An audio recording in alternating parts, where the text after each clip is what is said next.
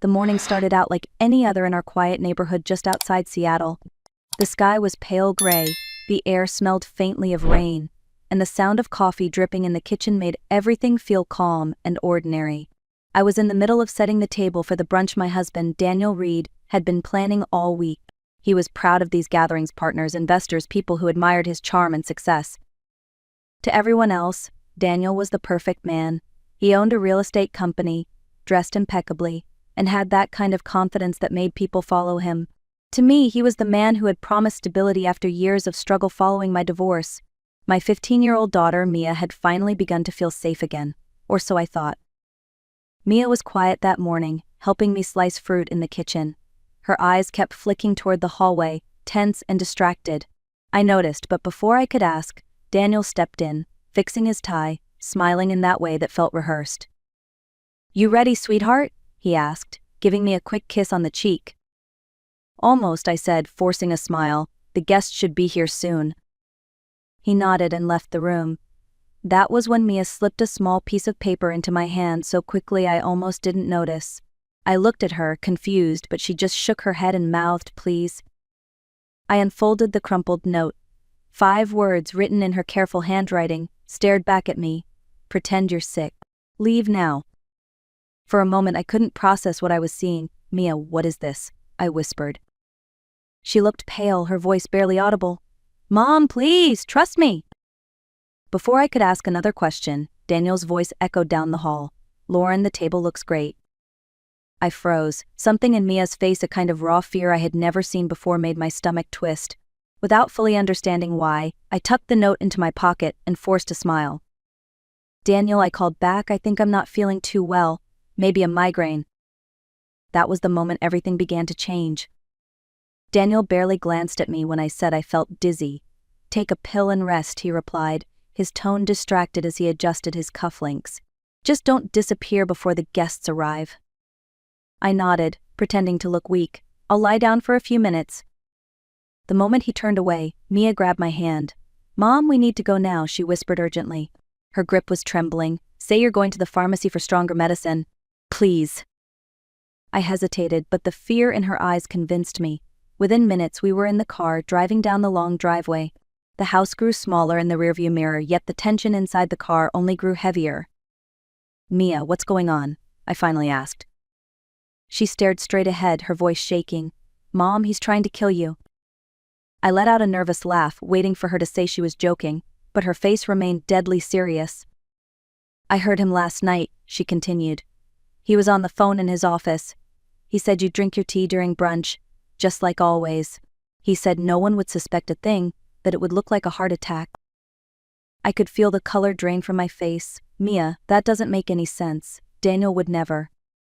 She interrupted, pulling her phone from her pocket. "Look at this." On the screen was a photo of a document. It showed multiple withdrawals from our joint account to another bank under Daniel's name. "He's been moving money for months," she said. "And last week I found an insurance policy $1 million in your name." The world tilted around me. My hands tightened on the steering wheel. "He told me that was for both of us, for our future," I whispered. Mia's voice cracked. "No, Mom, it's for your death."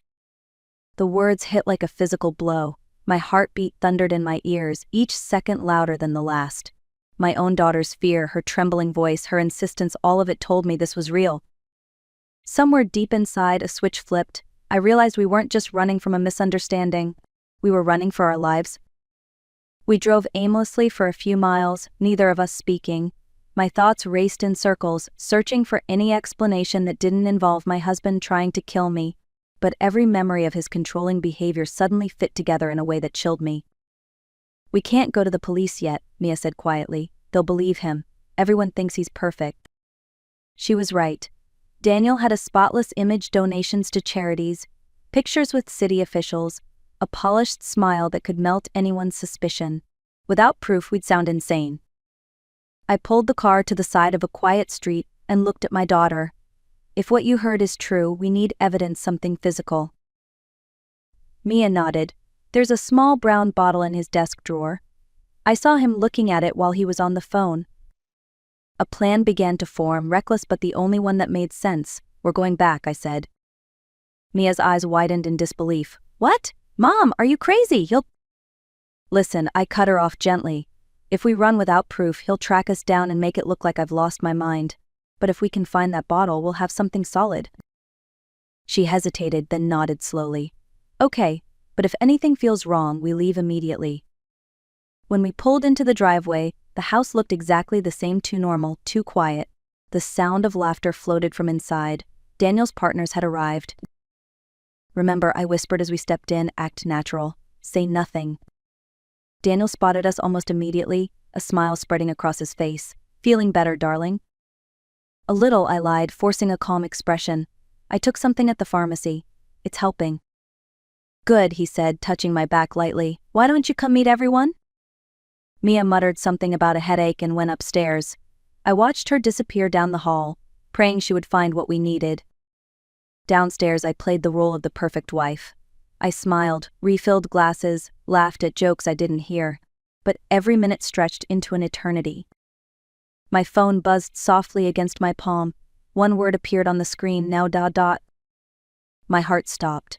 I excused myself with a polite smile, my legs trembling as I climbed the stairs. When I reached Mia's room, she was pale, clutching her phone. He's coming, she whispered. I heard him on the stairs. Before I could react, the door handle turned. Daniel's voice drifted in, calm but sharp. Everything all right in here? Daniel stood in the doorway, his expression unreadable. His eyes moved from Mia to me, studying every detail of our faces. You both look tense, he said lightly. Headaches again? I forced a small laugh, just checking on her before I go back down. He nodded slowly, then smiled in that polite, unsettling way of his. Good. Because I made you some tea, Lauren? Your favorite blend. It'll help you relax. My stomach turned. The tea. The same tea Mia said he planned to poison. I'll drink it later, I said quickly. I don't want to mix it with the medicine. He tilted his head, still smiling, but his eyes hardened. Nonsense. It's herbal. You can drink it now. Something in his voice sent a chill through me. I stepped closer to Mia. Maybe later, I repeated, firmer this time. A moment passed. Then Daniel's smile returned, smooth and empty. Suit yourself. He turned and left, closing the door gently behind him. Mia exhaled shakily. Mom, he knows. He knows we found something. Before I could respond, we heard the faint click of a key turning. Mia ran to the door and tried the handle. It didn't budge. He locked us in, she gasped. Panic surged through me. Window, I said, rushing to the back of the room. I yanked open the curtains. We were on the second floor. The ground below looked unforgiving, but it was our only option. I tore the blanket from Mia's bed, tying one end to the heavy desk leg. This will hold long enough. Go first. Mom. Go, I insisted. Now. Mia climbed out, her hands gripping the blanket tight as she slid down. I could hear Daniel's footsteps pounding up the stairs. My heart hammered against my ribs. When Mia reached the end, she let go, landing hard but safely on the grass below. She looked up and gave me a thumbs up through the window. The doorknob rattled. Lauren, open this door right now. Daniel's voice was no longer calm, it was sharp, furious. I swung my legs out the window and started to slide down. The fabric burned my hands, the wind cold against my face. Then I heard the door burst open and his shout, "You're making a mistake." I let go, hitting the ground hard and rolling to my side. Pain shot up my ankle, but I forced myself to stand. Mia grabbed my hand. Run, I said, breathless. And together we did, barefoot across the yard, through the trees, not daring to look back. We ran until our lungs burned. Branches scraped our arms as we stumbled through a line of trees that bordered the neighborhood. Behind us, voices shouted Daniel and a few guests calling our names, but we didn't stop. Not until we reached a side road outside the gated community. A passing taxi slowed when I waved frantically. The driver glanced at our disheveled clothes and mud-covered shoes but said nothing. Crestview Mall, please, I said, my voice trembling. He nodded and drove off. In the back seat, Mia clung to me, still shaking. Mom, what if he calls the police? What if they believe him? I swallowed hard. Then we find someone who will believe us first. At the mall, we blended into the Saturday crowd and found a cafe tucked in a quiet corner. I ordered 2 hot chocolates we didn't touch. My hands were shaking too badly to hold the cup. My phone buzzed 12 missed calls, 5 messages, all from Daniel. I opened the most recent one. Lauren, I'm worried about you. Please come home. You're scaring everyone. Let's talk before this gets worse. The words looked gentle, but I could hear his voice in my head controlled, manipulative. He was already building a story. Another message followed. I called the police. They're looking for you and Mia. Please think of your daughter. Mia's face went white. He's going to make them think you're dangerous. I knew she was right. We needed help, someone who could protect us before he twisted everything beyond repair. Then I remembered my college friend Caroline Baker, now a criminal lawyer in Seattle. We hadn't spoken in months, but she was the only person I trusted. I dialed her number with shaking fingers. She answered on the second ring. Lauren? It's been ages, are you okay? No, I said, my voice breaking. I think my husband is trying to kill me. There was a pause, sharp and professional. Where are you? At Crestview Mall, second floor cafe. Stay there, she said. Don't talk to anyone, not even the police, until I arrive. For the first time that day, I felt the faintest flicker of safety. Help was coming. Caroline arrived less than 30 minutes later, her dark coat still damp from the drizzle outside. Her calm presence filled the cafe like oxygen. The moment she saw us, she walked straight over, her eyes scanning the room before she even spoke. Lauren, she said, her voice steady, are you hurt? I shook my head, though I could barely form words. He locked us in. We climbed out the window. Caroline placed a reassuring hand on my shoulder. You did the right thing. Now listen carefully. Daniel's probably already filed a false report. We need to control the narrative before he does more damage. Before I could reply, 2 uniformed officers entered the cafe. Their eyes moved quickly across the tables before landing on us. My pulse spiked. Mrs. Lauren Reed, one of them asked. Yes, I said, my voice trembling. Your husband contacted us, the older officer explained. He's worried about your safety and your daughter's. He said you left home in a distressed state. Mia shot up in her seat. He's lying. He tried to poison my mom. The officers exchanged skeptical glances. Caroline stepped forward smoothly, sliding her business card onto the table. I'm Caroline Baker, attorney at law. My clients are under my protection. You'll speak to me first. The younger officer hesitated. Ma'am, we just want to make sure everyone's safe. And they are, Caroline replied firmly. However, if you'd like to verify their safety, you can escort us to the precinct where we'll be filing a counter-report for attempted murder. That caught their attention. After a moment of uneasy silence, the older officer nodded. All right, let's go. At the station, fluorescent lights buzzed overhead as Caroline guided us through the maze of desks. She spoke with the confidence of someone who had done this 1,000 times. We were ushered into a small interview room, where the same officers began taking notes. 10 minutes later, Daniel walked in. His presence sucked the air out of the room. He looked perfectly composed, suit pressed, hair in place, expression soft with concern. Lauren, he said, his tone full of pity, you look exhausted. Please stop this, you're not well. I felt my jaw tighten, but Caroline cut in before I could answer. Mr. Reed, my clients have evidence of your crimes. I advise you to stay silent until you have counsel present. Daniel turned toward the officers, shaking his head. This is exactly what I was afraid of. She's been unstable for months, paranoid, forgetful. Our doctor prescribed medication, but she refuses to take it. That's a lie, I snapped. I've never seen any doctor. Caroline's voice was ice cold. Can you produce medical records, Mr. Reed? He hesitated for the briefest second. They're confidential, but yes, of course. I can request them. Just then, a detective entered holding a file. Captain, you'll want to see this. The officer opened it, scanning quickly. Mr. Reed, we found a vial in your home. Preliminary tests show traces of arsenic, and the blood found in your stepdaughter's room. It matches your blood type. Daniel's face drained of color. That's impossible. Caroline folded her arms. I think that's enough pretending for one day. And for the first time since this nightmare began, I saw it, the mask slipping, the calm cracking. The man I thought I loved was gone, replaced by something cold and feral. Daniel's composure shattered completely. His voice rose, wild and frantic. This is a setup. She planted that bottle. You don't know what she's capable of. The detective didn't even flinch. Mr. Reed, we also found documents linking your name to several offshore accounts. Funds were transferred from your wife's inheritance without authorization. Caroline leaned forward, her tone calm but deadly. That sounds more like premeditation than paranoia, wouldn't you say? Daniel's face twisted in rage. You think you can ruin me? You're nothing, Lauren. You and that ungrateful kid. Before he could finish, the officers restrained him. His voice echoed through the hallway as they dragged him out, shouting curses and denial. Then the door slammed and the room fell silent except for the sound of my own heartbeat. Caroline turned to me gently. It's over. You're safe now. But I didn't feel safe. I felt hollow. Every image of Daniel, every smile, every promise had turned into something grotesque. I realized I had been sleeping beside a stranger all along. That night, Mia and I stayed at Caroline's apartment. We didn't talk much. We were both too exhausted, both trying to process what had just happened. Around midnight, Mia whispered, "Mom, do you think he ever loved us?" The question broke my heart.